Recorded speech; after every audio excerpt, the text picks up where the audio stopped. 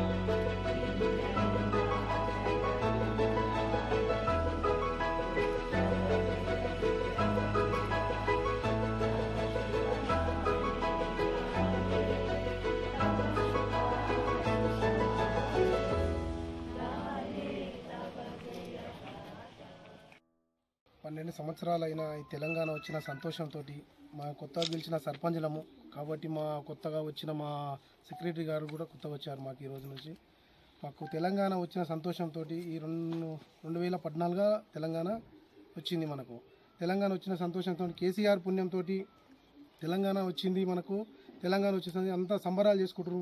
మాకు జెండా కొత్తగా సర్పంచ్ అయినాము, జెండా ఎగిరేసే అవకాశం కూడా మాకు కలిగింది. కాబట్టి మాకు ఎంతో సంతోషంగా ఉన్నది, సంతోషకరం అనిపిస్తుంది. మాకైతే తెలంగాణ ఓ పండుగలేక అనిపిస్తుంది. మాకు చాలా సంతోషకరము. మా అభివృద్ధి కోసము ఏదున్నా మా పనుల కోసము, మా విలేజ్ మా డెవలప్మెంట్ కోసము, మా గ్రామ పంచాయతీ తరఫున కానీ మా విలేజ్ మా రోడ్లు కానీ మాది డ్రైనేజ్ ప్రాబ్లం ఉన్నా ఉన్నా మా ఊర్లో ఒక కొత్త ట్యాంక్ కట్టుకోవాలని మేము ఇంకా ఒకటి ప్రయత్నం చేస్తున్నాం. అది కూడా వర్కులు ఇంకా చాలా ఉన్నాయి మా దగ్గర, పెండింగ్లో ఉన్నాయి. ఆ పెండింగ్ వర్కులు కూడా అన్నీ కంప్లీట్ చేస్తాము. ఏదన్నా వర్కులో ముందెళ్తాము. మా గ్రామ అభివృద్ధికే మా లక్ష్యము. మా ప్రజలు మాకు సంతోషంగా మా ప్రజలతో చేస్తాము. తెలంగాణ ఆవిర్భావ సందర్భంగా అందరికీ నా యొక్క నమస్కారములు. మన రాష్ట్రానికి తెలంగాణ వచ్చి 12 సంవత్సరాలు అయిపోయింది. ఇప్పుడు 11వ సంవత్సరం రన్నింగ్ జరుగుతుంది. అయితే ఈ తెలంగాణ రావడము మన తెలంగాణ ప్రజలకు గర్వకారణము. అదేవిధంగా మీ అందరు కూడా ఈ యొక్క June 2 ఫార్మేషన్ డే ఆఫ్ తెలంగాణకి వచ్చినందుకు మీకు అందరికీ శుభాకాంక్షలు తెలుపుతున్నాను.